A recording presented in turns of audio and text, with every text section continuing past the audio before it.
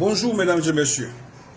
Notre sport va à une vitesse à bord d'un train à grande vitesse TGV. Tout le monde s'y met pour trouver une solution de la gagne. L'État, premier pourvoyeur de fonds pour les associations privées appelées clubs, se met aussi dans la danse et occupe le rectangle. Il occupe aussi le tatami, le parquet. L'État est partout. C'est normal. Les associations sportives dites clubs se plaignent aujourd'hui pour dire non, il y a une concurrence déloyale. Il s'agit de quoi au juste? L'Institut national de sport, qui est notre INJS, notre université sportive, a en son sein et a créé en son sein un centre de formation en collaboration avec un club étranger, le Benfica du Portugal.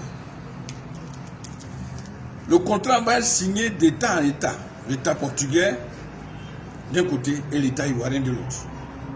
Mais en dessous de ce contrat État à État, il y a une association privée appelée Benfica qui pourrait tirer le drap sur lui et attendre les retombées.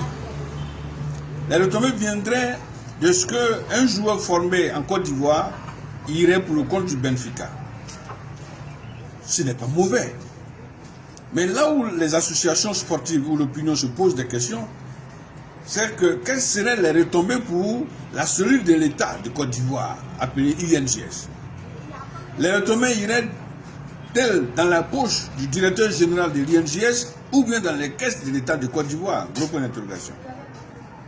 Ce dont on est sûr, c'est que l'État, par ses démembrements, peut aussi avoir son club. Par le passé, on avait l'AUC, qui évoluait en football, en basket et en handball.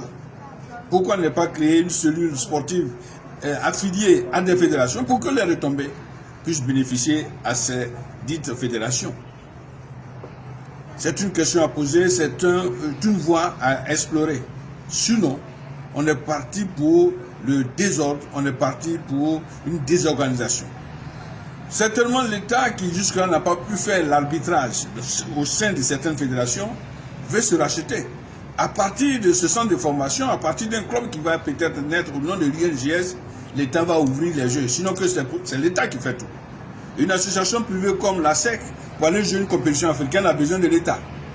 Mais en retour, qu'est-ce que la SEC et les autres associations, les clubs là, versent à l'État?